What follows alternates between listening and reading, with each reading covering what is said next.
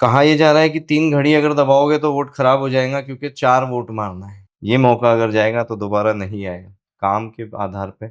उम्र दराज आदमी भी तो जज्बाती होता है ना। बिल्कुल, जज्बात तो सबको है। तो इनके जज्बात है जो इनको इस उम्र में चुनाव लड़ने पे मजबूर कर दिया। मैं एक डिबेट आपके माध्यम से चैलेंज करना चाहता हूँ।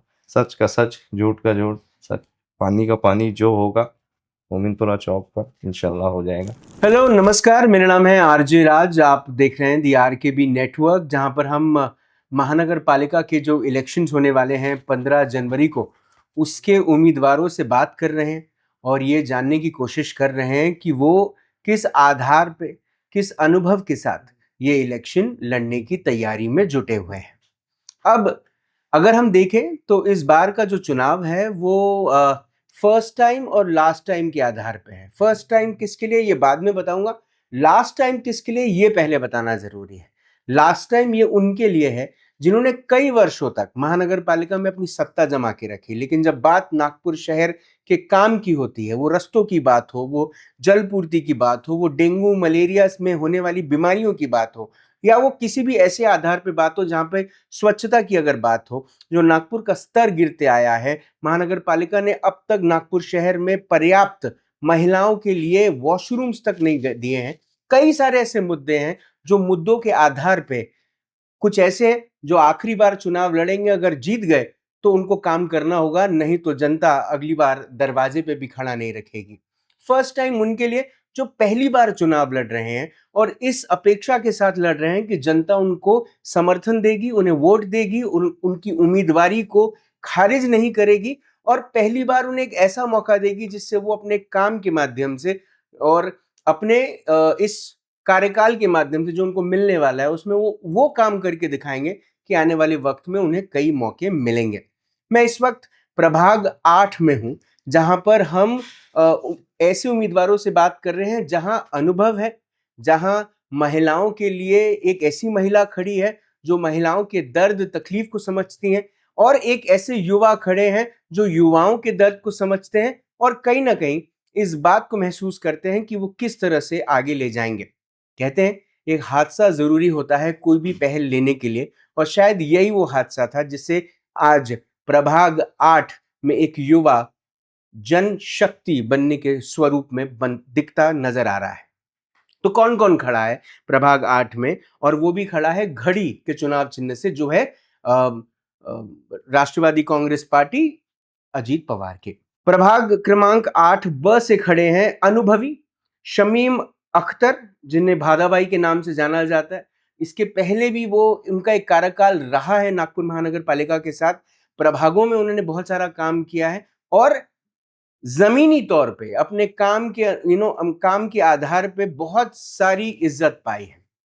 महिलाओं की अगर हम बात करें तो सायरा बानू, राजू अंसारी प्रभाग क्रमांक 8 का से खड़ी हैं, और वो भी कहीं ना कहीं देखा जाए तो उनका भी काम जो है वो इसी आधार पर रहेगा कि कैसे वो महिलाओं के दर्द तकलीफ परेशानियों को कम करने का काम करती हैं आने वाले ये कार्यकाल में, और युवाओं की शक्ति बने, युवाओं की उम्मीद बने। प्रभाग क्रमांक 8 ड से खड़े हैं खीजर अली, जिन्हें मोनू भाई के नाम से लोग जानते हैं, प्यार करते हैं, पसंद करते हैं, और इस वक्त मेरे साथ वो इस पॉडकास्ट के हिस्से में है। खीजर भाई कैसे हैं? बहुत समय के बाद मिल रहा हूं आपसे मैं। बहुत समय के बाद मिल तो रहे और बहुत अलग एक दृष्टिकोण में मिल रहे हैं। अलग दृष्टिकोण में मिल रहे हैं। पहले आपको याद होगा जैसे कि 2014-15 तक जी हम लोग इवेंट्स में मिलते थे। बिल्कुल। जैसे कि मैं 2014 में मिस्टर नागपुर एफपीपी भी रह चुका हूँ। जी। मॉडलिंग का बहुत शौक था, बिल्कुल। प्लस स्पोर्ट्स भी खेलता था। तो जी। उस फील्डों में मिलते मिलते अब इस जगह हम दोबारा मिलेंगे। नहीं तो ये मैंने हैंडशेक कभी नेता सोचा जरूरी नहीं है, हैंडशेक नेता जरूरी है ना। ऐसी कोई बात नहीं है, तो आपकी मोहब्बत है। ये बात मैंने जिक्र की, एक हादसा जरूरी है। जी, क्या हुआ ऐसा कि कीजर भाई को ऐसा लगा कि अब राजनीति में आना जरूरी है, घड़ी के साथ वक्त बदलना जरूरी है? बेशक घड़ी के साथ ही वक्त बदलेगा इंशाल्लाह ताला। हादसा ये हुआ कि जब हम लोग हमारे समस्याओं से जूझते हैं, जो छोटी छोटी, बड़ी समस्याओं को तो हम हैंडल कर लेते हैं, लेकिन जो छोटी छोटी समस्या है, मेरे घर की सीवेज लाइन जो है वो चोक होने के लिए मैंने कम से कम 15 दिन लोगों से बोलते रहा, एनएमसी में बोलते रहा। तो मुझे इन रिप्लाई जवाब ये आता है, मैं किसी का नाम नहीं लूंगा, जो यहाँ पे लोग जिम्मेदार थे, उनसे मैंने कहा कि भैया मेरा ऐसा ऐसा प्रॉब्लम है, उसको सॉल्व करना है। तो मुझे इन रिप्लाई ये जवाब आता है कि भैया सिविल लाइंस और जाफर नगर में आप लोग रहो जाके। जी। बस वही एक किक थी जो आज हम यहाँ बैठे और इस तरह से दोबारा मिल रहे हैं 8-9 साल बाद। ये जो पूरा का पूरा प्रभाग है, जी। ये आज एक तो सबसे बड़ा विषय इस वक्त जो चल रहा है प्रभाग 8 में वो ये है कि 3 कैंडिडेट्स खड़े हैं। प्रभाग का 4 है, ब- हमारे 3 हाँ, कैंडिडेट्स। प्रभाग के 4 हैं, आपके 3 ही कैंडिडेट्स बिल्कुल। हैं। तो क्योंकि 3 ही हैं, इसको लेकर भी बहुत सारी अफवाह चल रही है कि अब चौथे का कैसा, अगर चौथा नहीं दबाएंगे तो क्या जो 3 को वोट दिए हैं वो वेस्ट हो जाएंगे? आपके माध्यम से मैं सारी प्रभाग 8 की जनता को ये सूचित करना चाहता हूँ कि अफवाहों पे ध्यान ना दें। कहा यह जा रहा है कि 3 घड़ी अगर दबाओगे तो वोट खराब हो जाएगा क्योंकि 4 वोट मारना है। जी। सबसे पहले तो जब तक आप 4 बटन दबाओगे नहीं तो वोट कंप्लीट ही नहीं होगा। हम घड़ी का पैनल लेकर के चुनाव लड़ रहे हैं। हम लोगों से घर घर जाके डोर टू डोर अपील ये कर रहे हैं कि भैया आप हमारी तीनों घड़ी को पूर्ण बहुमत और ताकत से वोट कीजिए और एक आपके इच्छा अनुसार आपको जो लगता है योग्य है, एक वोट आप उसको दीजिए। ये हमारी मुहिम है, अफवाहों पे ना जाइए और आपके चैनल के माध्यम से हम अपील करना चाहते हैं, ये परिवर्तन लाने का समय है। इसको बहुत ही सीरियसली लीजिए प्रभाग 8 की जनता। ये मौका अगर जाएगा तो दोबारा नहीं आएगा। काम के आधार पे सत्ता में कौन लोग बैठे हैं, कैसे बैठे हैं, कौन सा पक्ष सत्ता में बैठा है और कौन सा पक्ष हमारे कौम की नुमाइंदगी कर सकता है, इस चीज़ों को बहुत ही सीरियसली लेके बुजुर्ग, महिलाएं और खासकर जो यूथ है जिनका समय अभी बहुत बचा है, जी। जो यूथ जनरेशन है, अपने आप को अगर आगे संवारना है तो बहुत कॉशियसली होके इस बार अपना वोट करिए। प्रभाग 8 में समस्याएं क्या है, विषय क्या है, क्या वचन पत्र के आधार पे आप लोगों के पास जा रहे हैं, क्या कमिटमेंट दे रहे हैं? सबसे बड़ा विषय जो हमारा है, कुछ लोगों ने चुनाव प्रचार के दौरान ये कहा है कि हम उर्दू स्कूलों को बंद करके उसको इंग्लिश में अपडेट करेंगे। तो मेरा सबसे बड़ा ध्यान केंद्रित उधर ही हो रहा है कि उर्दू जो है वो हमारी इंडिया से निकली हुई एक लैंग्वेज है और उर्दू हमारा संस्कार है, संस्कृति है। तो उर्दू स्कूलों को बंद करने से बेहतर मेरे नज़र में ये काम रहेगा कि उर्दू स्कूलों को टेक्निकली अपडेट किया जाए। टेक्निकली अपडेट्स में आ गया उनका इंफ्रास्ट्रक्चर, बिल्डिंग नहीं होना चाहिए, उनके टॉयलेट्स ठीक होना चाहिए ताकि बच्चे स्वस्थ रहें और सबसे ज़्यादा अपग्रेडेशन की ज़रूरत है उर्दू स्कूल के टीचर्स को। इन टीचर्स के लिए एक कैंप चलाया जाए या एक ट्रेनिंग चलाई जाए कि पहले आप शिक्षकों को शिक्षित करो, टीचर्स को ट्रेनिंग दी जाए ताकि उनका एक लेवल अपग्रेड हो। टीचर अपग्रेडेड एक लेवल पे रहेंगे तो हमारे बच्चों के लिए वो कुछ अपग्रेडेड वर्जन में पढ़ाई लिखाई लेकर के आ सकते। मैं चाहता हूँ कि उर्दू और इंग्लिश दोनों एक लेवल में है और रही बात उर्दू को स्कूल को इंग्लिश मीडियम करने से बेहतर उर्दू स्कूलों के अंदर इंग्लिश एक सब्जेक्ट कंपलसरी कर दिया जाए, बहुत बढ़िया। ताकि दोनों चीज साइमल्टेनियसली एक लेवल में पैरेलल चलते रहे। हमें हमारे समाज के लिए जो उर्दू हमारी तारीख है, जो हमारी संस्कृति है, उसको बचाना है, ये हमारा मुद्दा है। दूसरा मुद्दा, जो गवर्नमेंट की जो एमसीडी के तहत जो योजनाएं है उसका लाभ ज़्यादा से ज़्यादा हमको हमारे समाज के लोगों को दिलाना है।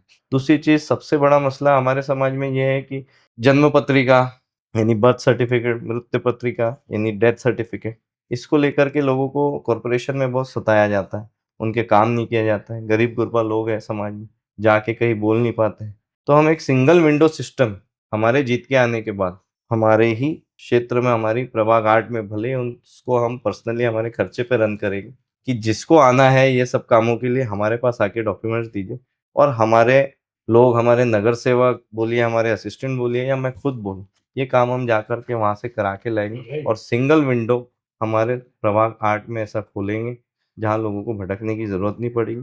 नगर सेवक के रहते हुए हम हमारा कर्तव्य निभाएंगे और लोगों को इधर उधर भटकने से बचाएंगे। ऐसे 2-3 छोटे छोटे मैटर हैं, ज़्यादा बड़ा हमारा मैनिफेस्टो नहीं रखना चाहेंगे क्योंकि जितने वादे आप करोगे उस पर खरे उतरना पड़ेगा, नहीं तो अगले 5 साल में हम लोग वोट मांगने के काबिल नहीं रहेंगे। जितनी हमारी कैपेसिटी है हम उतनी ही बात करना चाहते हैं आपके माध्यम से।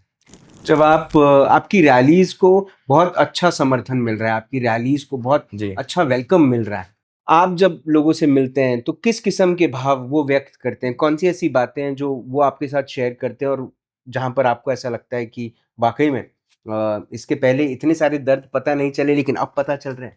रैलीज को तो बेशक बहुत ज़्यादा समर्थन मिल रहा है, लेकिन फिलहाल हम रैलीज को फिलहाल स्टॉप कर दी। हम एक छोटे गुट लेके चल रहे हैं।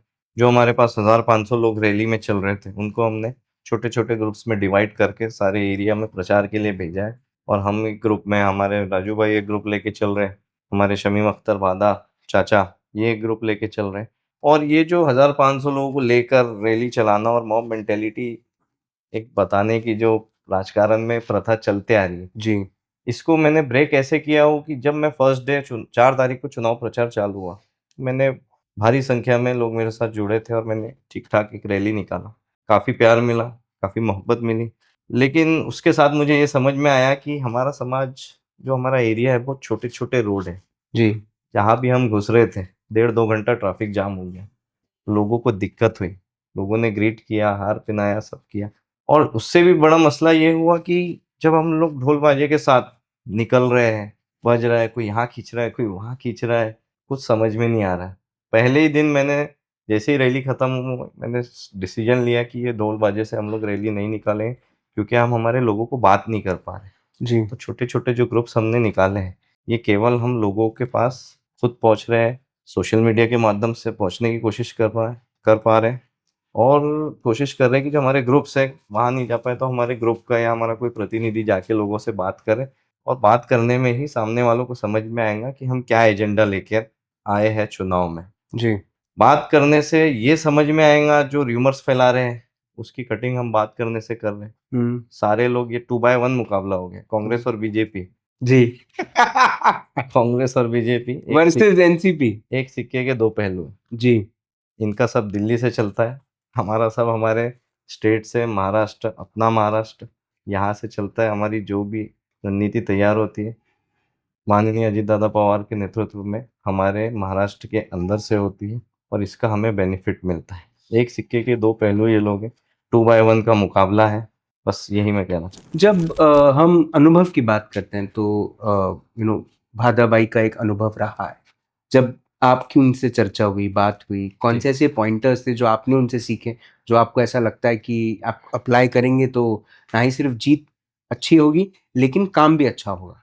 बादा चाचा का तो हमेशा से हमारे लिए एक आशीर्वाद ये रहा है कि हमको बहुत अच्छे तरीके से गाइड कर रहे हैं। हुँ। युवा में हम लोग मिल रहे, जुड़ रहे, सब कर रहे हैं, लेकिन पुराने लोगों का जो एक्सपीरियंस होता है, वो हमारे लिए एक बैकबोन है। तो बादा चाचा आज हमारे लिए बैकबोन बन के खड़े हुए हैं और काफ़ी अच्छे तरीके से चुनाव कैंपेन को वो सिंगल हैंडेडली कंट्रोल कर रहे हैं। जब मैं और राजू भाई, मतलब हम लोग तो न्यू कमर्स हैं, थोड़ा दिशा से इधर-उधर हो जाते हैं, तो जी। हम लोग को पकड़ के हुँ। बराबर सही गाइड करते हैं। कई लोग मज़ाक बनाते हैं, कई लोग बोलते हैं कि उम्र हो गई, इनको क्या ज़रूरत है? हुँ। उम्र-दराज़ आदमी भी तो जज़्बाती होता है ना, बिल्कुल। जज़्बात तो सबको है। तो इनके जज़्बात है जो इनको इस उम्र में चुनाव लड़ने पे मजबूर कर दिया। आपका हमेशा से एक ओपिनियन रहा है, आप हमेशा खुलकर अपनी बात करते आए हैं। जी। जब महानगर पालिका को देखते हैं, महानगर पालिका के काम को देखते हैं, अपने प्रभाग को देखते हैं, कौन से ऐसे विषय हैं जो आपको ऐसा लगता है कि ये विषय थोड़े से गंभीर विषय हैं लेकिन इनको तवज्जो नहीं दिया जाता, इनको इम्पोर्टेंस नहीं दिया जाता? सबसे गंभीर विषय तो यही है कि आप वोटर्स को मिसगाइड मत कीजिए। जैसे कि मैंने पहले भी बोला, 3 बटन दबाओगे तो वोट खराब होगा, ये होगा। ज़िम्मेदार नागरिक बनिए, अफ़वाहों को मत फैलाइए। हुँ। आज कौम को अगर हमको ऊपर लाना है और उसको मदद करना है, तो हमें सत्ता में रहना बहुत ज़रूरी है, ये एक बहुत बड़ा फैक्ट है। प्रभाग 8 की जनता को मेहरबानी करके डराइए मत कि इसको वोट दो तो बीजेपी निकल जाएगी, उसको वोट दो तो बीजेपी निकल जाएगी। मेरे लिए जितने भी कैंडिडेट्स चुनाव लड़ रहे हैं, संविधान उनको अधिकार देता है कि चुनाव लड़ सकते हैं। आप किसी के ऊपर टिप्पणी करने वाले कोई नहीं होते, कोई लड़ेगा तो कौन निकलेगा, क्या होगा। मुस्लिम बहुल्य इलाका है, यहाँ मुस्लिम वोट्स ही डिसाइड करते हैं कि कौन जीत रहा है, कौन हार रहा है। शॉर्ट में मैं इतना ही कहना चाहूँगा कि जो इस समय समीकरण चल रहा है वो कांग्रेस विरुद्ध है और इसका सर्वे ज़माने भर के न्यूज़ चैनल और हर कोई कर रहे हैं। और इसको अगर झुठलाना है या मैं झूठ बोल रहा हूँ, तो मैं ओपन चैलेंज मोमिनपुरा चौक पे आज आपके इस चैनल के माध्यम से चैलेंज करता हूँ ओपन डिबेट के लिए। सारे पक्ष निर्दलीय मिला के।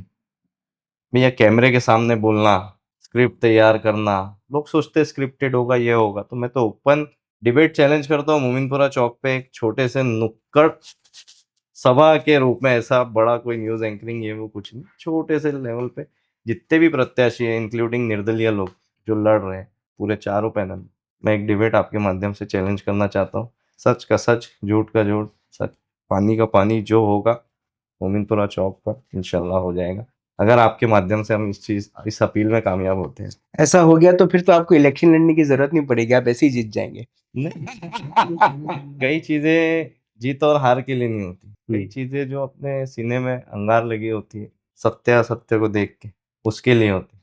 आज अल्हम्दुलिल्लाह मुझे कॉर्पोरेटर बनने की कोई ज़रूरत नहीं है, लेकिन जो हमारे कौम के हालात हैं वो इस कदर खराब है, उसके लिए खड़ा होना पड़ेगा, उसके लिए सत्ताधारी नगर सेवकों को लाना पड़ेगा जो गवर्नमेंट में रह करके काम कर पाए। हमारा कॉन्स्टिट्यूशन हमको इजाज़त देता है कि हम लोग युति, जिसको पूर्ण बहुमत नहीं होती है तो वह युति हम गठबंधन करके सरकार बना सकते हैं। जी। गठबंधन में विपक्ष नहीं बैठा है, हम्म। कांग्रेस, शिवसेना, ये लोग भी तो विपक्ष में बैठे हैं ना गठबंधन में। जी। ये लोग बोलते हैं कि राष्ट्रवादी लड़ेगी तो बीजेपी जीतेगी, वोट काटेंगे, तो कांग्रेस गठबंधन में किसके साथ है? शिवसेना के साथ है ना। किसी जमाने में शिवसेना और बीजेपी भी तो साथ ही थे जी। तो बहन और भाई का रिश्ता है। खैर ये सब तो स्टेट लेवल की चीज़ है, लेकिन हम लोग नगर पालिका का छोटा सा चुनाव लड़ रहे हैं। नगर पालिका के छोटे से चुनाव में ये युति कौन किसके साथ है मायने नहीं रखता, क्योंकि नगर पालिका चुनाव ऐसा चुनाव होता है जो चिन्ह पे कम और आपके फेस वैल्यू पे ज्यादा डिपेंड। एब्सोल्यूट। ये फेस वैल्यू या फेस वाला चुनाव है, जो चेहरा देख के जाता है, पक्ष देख के नहीं। एक आखिरी सवाल मेरा आपसे जी। कि इलेक्शन हमारे देश में इलेक्शन आते हैं जाते हैं, है ना, नेता खड़े होते हैं, फिर अगर जीतते हैं तो काम करते हैं, नहीं जीतते हैं तो उन्हें भुला भी दिया जाता है। अगर ये इलेक्शन आपके और आपके ग्रुप के साथ पॉजिटिव नहीं रहा तो क्या होगा? पॉजिटिव नहीं रहा तो हमें नगर सेवक बनने की जरूरत नहीं है पब्लिक का काम करने की। अल्हम्दुलिल्लाह मैं राष्ट्रवादी कांग्रेस पक्ष नागपुर शहर में विभागीय अध्यक्ष हूँ मध्य नागपुर का। मेरी पार्टी सत्ता में है, काम करने के लिए नगर सेवक में नहीं भी हुआ, अगर अल्लाह की मर्जी नहीं हुई तो मुझे कबूल है, मैं मेरे पार्टी के माध्यम से लोगों का काम करता रहूँगा। ऐसी मेरी अपेक्षा है, ऐसे हमारे लोगों की अपेक्षा है कि काम तो करना है, आज नहीं तो कल सवेरा, कल नहीं तो परसों सवेरा, दिन कभी ना कभी तो निकलेगा। हमारा काम है लड़ना, मेहनत करना। जीत देना नहीं देना वो अल्लाह के हाथ में है, उस पर हम फोकस नहीं कर रहे। फिलहाल तो बहुत मज़ा आ रहा है। सडनली जैसी पार्टी ने हमको कैंडिडेट घोषित किया तो हमको एक मौका मिला कैंडिडेट बनने का और एक फेस बनने का। हमारे लिए पहली जीत यही है कि हमारे पक्ष से हमको टिकट मिली और हमको चुनाव लड़ने का मौका मिला। हमारे लिए जीत यही है, सबसे बड़ी जीत हमारे लिए संगठन लेवल पे यही है कि हमारे संगठन ने हमें इस काबिल समझा कि हम चुनाव लड़ सकते हैं। समाज की सबसे बड़ी जीत यही है और मैं वादा करता हूँ मैं जीतूँ चाहे मैं हार, काम मैं करते रहूँगा और फोटो पिक्चर जो है इससे दूर रहूँगा। अंदर ही अंदर काम करते रहूँगा, क्योंकि फोटो पिक्चर वीडियो वगैरह बनाने से भी आजकल लोग बहुत जागरूक हो गए हैं कि ये फोटो नेता है। तो मैं नहीं चाहता मुझे कोई ये बोले कि ये फोटो नेता है। मेरे को ना कुछ करना हकीकत में है और अंडरग्राउंड तरीके से करना है ताकि मेरी जड़ें मजबूत रहें। मैं ये उम्मीद करता हूँ कि प्रभाग 8 आपकी इस तिकड़ी को बल दे, आप तीनों उम्मीदवारों को ना ही सिर्फ बल शब्दों से दे, आश्वासनों से दे, लेकिन अपने वोटों से दे और आप तीनों जीत कर आए। और आपने जो एक छोटा सा वचन पत्र बनाया है, एक छोटा सा मैनिफेस्टो आपका, जो सबसे इम्पोर्टेंट मुद्दे हैं आपने उन्हीं को उसमें पकड़ा है। बाकी तो आपके सर्विसेज में रहेगा ही, आपके कार्यकाल में वो काम होंगे ही, लेकिन जो मुख्य चीज़ें हैं जिन पे आप काम करना चाहते हैं, उम्मीद करता हूँ जिसमें एक शिक्षा है, जिसमें एक डॉक्यूमेंटेशन का सबसे बड़ा इम्पोर्टेंट एस्पेक्ट है, और सबसे जो तीसरा और सबसे इम्पोर्टेंट एस्पेक्ट है वो है कि जो बोलेंगे वो करेंगे। उम्मीद करता हूँ कि ये बात जनता समझे और आपकी उम्मीदवारी को जीत हासिल हो। आप इस शो पर आए उसके लिए बहुत बहुत धन्यवाद। Thank you so much. कई बार ऐसे लोगों को समर्थन नहीं दिया जाता जिन्हें लोग फर्स्ट टाइम अपने दरवाजे पे देखते हैं। कुछ चेहरों को देखने की आदत सी हो जाती है लोगों को। हर 5 साल के बाद वो लोग आते हैं और दादा, भाऊ, भाईजान, है ना, ये बोल के वोट ले जाते हैं और फिर 5 साल तक गायब हो जाते हैं। उनसे मिलने भी जाना है तो काफी वक्त लग जाता है और ना मुलाकात हो पाती है और ना काम। लेकिन हम जब महानगर पालिका के इलेक्शन के दौर में हैं, तो क्यों ना हम ऐसे लोगों को चुने जिनसे हम बात करना या उनके माध्यम से काम करवाना हमारे लिए आसान रहेगा। क्यों ना हम ऐसे लोगों को मौका दें जो सिर्फ यही कह रहे हैं कि काम करना है। उम्मीद है कि इस बार प्रभाग 8 की जनता छोटी सी बात अपने बड़े से दिमाग में डाल दे कि जो काम करना चाहता है वो कम बोलेगा, और जो बहुत ज्यादा बोल रहा है वो सिर्फ बोलेगा, शायद काम नहीं करेगा। समझदारों को इशारा काफी है, किसी को बुरा लगे तो माफी है। आपसे फिर होगी मुलाकात, तब तक जय हिंद।